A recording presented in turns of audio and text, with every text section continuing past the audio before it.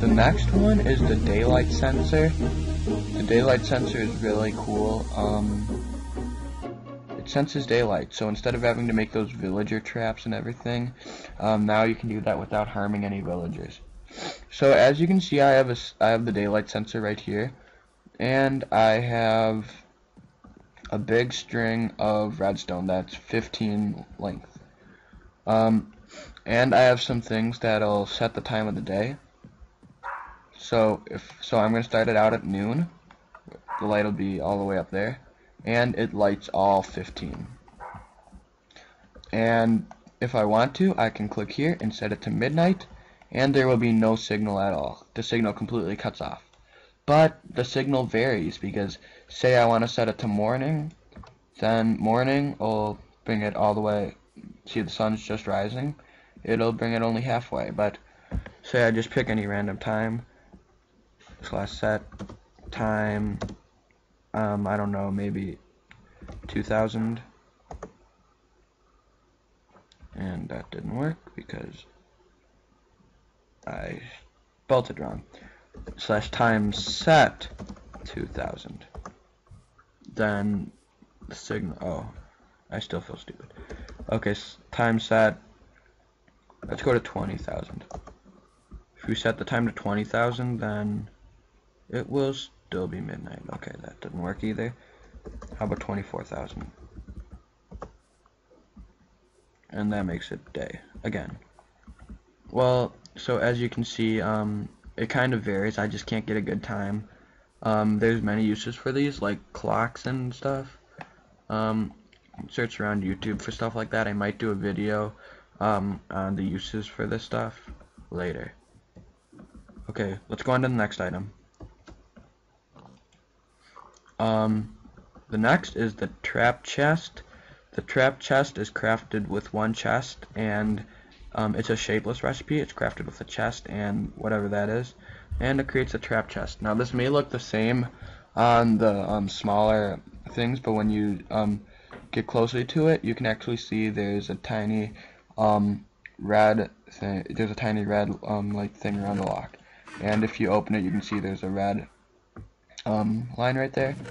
And if you open this, there is no red. And so what the trap chest is it powers redstone coming out of it, but it only powers one length of redstone per person looking into it. So if I had someone else come on here and they looked in the chest at the same time as me, then it would power 2. And this can be used for traps, like if you don't want people to come in your chest, then you could set a piece of TNT under it, like I did in the beginning of the video. Or you could make it for something useful, like say someone opens this chest, then you could do a repeater and you could make it like bigger, and you could do something like that. Okay, I set up a cool command block here, and it takes us back to here. And last but not least, we have the work in progress hopper. It looks like this, but it says WIP when it's in your inventory.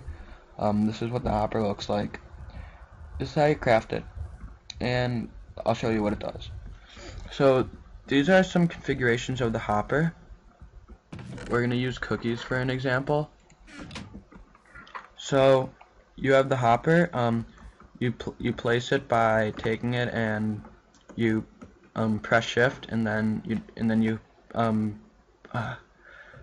you press shift and you place it on the block where you want the hopper to connect to. Hoppers can only travel downwards unless they're connected to each other, like I have right there. I'll show you that later. And one way you can connect them, you can press Q or whatever your button is and just drop them in. Drop your items in, and I don't think it picks up from the sides, but drop it in and it transfers in the chest. The 11 cookies. Another thing you can do is if you have a chest full of cookies, and sometimes since it's so glitchy, see we started out with 64, but then we had 64 and 3. Yeah, it's kind of weird like that. It will transfer all of the cookies into there. So that's cool. And we're at, okay. And then as well, you can also use them as a storage, a 5-slot storage, even though it's inefficient because of the fact that there's only 5 slots here and you use a whole chest to do it. So you have to, so it just fills up kind of like that. It goes at about 1 thing per tick or second. Okay, next I'm going to show you a little machine I made up here. It's